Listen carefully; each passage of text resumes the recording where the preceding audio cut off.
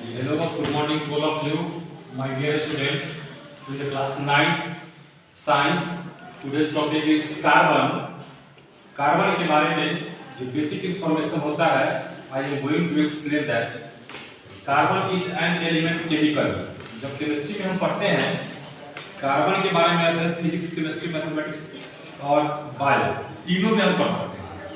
जैसे देखिए मैथ का प्रयोग करेंगे तो यहाँ पर देख रहे हैं 12, 13, 14 है ना. इस पर कार्बन डेटिंग वगैरह आता है जो हम निकालते हैं, तो मैथ में इसका प्रयोग होता है जो आप आगे क्लास में पढ़ेंगे.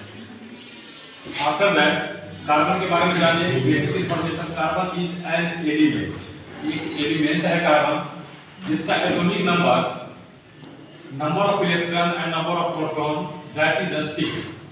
एटॉमिक नंबर से number of electron number of proton हम निकाल सकते हैं, इसलिए कार्बन में तीनों की संख्या 6 है. अगर मेंडेलीव के आवर्त सारणी में जाए तो कार्बन का जो प्लेस है, स्थान है, वो कहाँ है, कैसे है, तो इसका ग्रुप 14 इन मेंडेलीव पीरियोडिक टेबल. मेंडेलीव के पीरियोडिक टेबल में जो हम देखें तो ये ग्रुप जो है, ग्रुप की संख्या जो है और ये पीरियड की संख्या, इसमें थोड़ा सा हम बता दें कि अगर आप ऐसे चलेंगे मतलब ये हो गया राइट और ये हो गया हमारा लेफ्ट. मेंडेलीव के आवर्त सारणी में जब हम लेफ्ट टू राइट अगर स्टडी करते हैं तो वो हमको ग्रुप आता है, ठीक है. सेकेंडली जब हम ऊपर से नीचे की तरफ आते हैं, लेफ्ट से बिल्कुल नीचे की तरफ आएंगे हम डाउनवर्ड्स की तरफ, तो हमको पीरियड मिलेगा. इसलिए पीरियड की संख्या इसकी जो है जिसके ग्रुप नंबर 14 में कार्बन को रखा गया हुआ है. आफ्टर दैट मेंबर्स एलिमेंट इसके कौन कौन से हैं जो केवल आपको 14 में ही मिलेगा, 14 ग्रुप में ही मिलेगा. That is the silicon, tin, lead and germanium. ये इसके क्या हो जाते हैं, आसपास के पड़ोसी एलिमेंट है, इसलिए इसको हम क्या कहते हैं, मेंबर कहते हैं.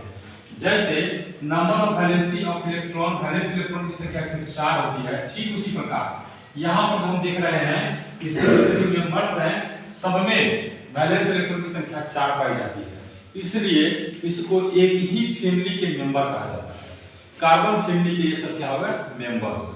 After that number of compounds. अगर इसके हम यौगिक की बात करें तो टेट्रावैलेंट बॉन्ड बनाने के कारण कार्बन जो होता है यह पृथ्वी पर हमारे नेचर में सबसे अधिक कंपाउंड बनाने की कैपेसिटी को रखता है.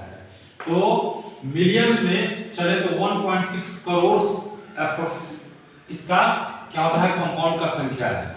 यह कंपाउंड की संख्या कार्बन में टेट्रावैलेंट बॉन्ड बनाने के कारण केमिकली या किसी से भी आपस में अपने पड़ोसी एलिमेंट को या कंपाउंड को आसानी से जोड़ लेता है और उसके बीच जो बॉन्ड बनता है that is called the tetravalent bond. इसको हम लोग क्लास 10 में पढ़ेंगे. After that amount in nature in the carbon form of CO2. हमारे नेचर में कार्बन का जो अमाउंट होता है CO2 के फॉर्म में जो प्राप्त होता है वह 0.04% होती है. आफ्टर दैट देखते हैं इसका आइसोटोप्स कितने हैं.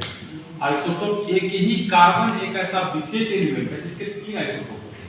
वैसे हाइड्रोजन के बारे में हम लोग पढ़ेंगे कि उसके भी आइसोटोप्स होते हैं, बट इसका जो यूज होता है यह बहुत जगह होता है साइंस के क्षेत्र में, बड़े बड़े लैब में इसका प्रयोग किया जाता है.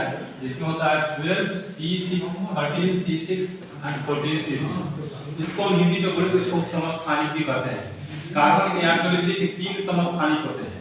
कार्बन के 3 समस्थानिक होते हैं जो होते हैं 12, 13 और 14, और तीनों में इसके एटॉमिक नंबर 6 सेम ही होता है. जैसे एटॉमिक नंबर सेम रहे बट एटॉमिक मास अगर डिफरेंट रहता है तो उसको हम कहते हैं कि 3 समस्थानिक के बारे में हमने बताया कि यहाँ पर देखिए 12 है, 13 है, 14 है और सब का एटॉमिक नंबर कहते हैं ना सेम है.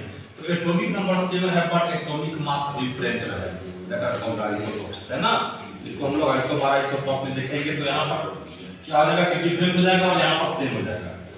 अब यहाँ चलते हैं कार्बन का साइकिल हम देख लेते हैं कैसे कैसे होता है. तो कार्बन के साइकिल में देखते हैं कि सबसे पहले ये हमारे नेचर में जो विद्यमान है, नेचर कितना विद्यमान है 0.04% इन the form of CO2. After that nature में जो विद्यमान है तो नेचर में हमारा पॉल्यूशन होता है. पॉल्यूशन के बाद क्या होता है कि उससे जो कार्बन उसमें जो बनता है पॉल्यूशन में हो जाता है रेन, और रेन से एसिड रेन के रूप में फिर जमीन पे चला जाता है. इस प्रकार से कार्बन का साइकिल कराता है। दूसरा क्या कि प्लांट में फोटोसिंथेसिस होता है जहां CO2 का उपयोग किया जाता है।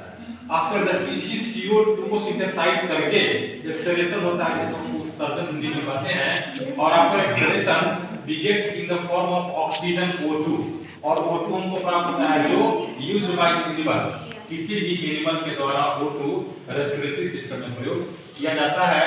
रेस्पिरेटरी सिस्टम का मुख्य फंक्शन होता है कि उसमें डाइजेशन में, और डाइजेशन में अगर O2 नहीं रहे तो रेस्पिरेशन की क्रिया नहीं होगी। We call the respiration in short energy releasing process inside our body. Energy releasing process inside our body is called respiration. तो आज के लिए बस इतना ही। Thank you and have a nice day. Next meeting on next class in same time.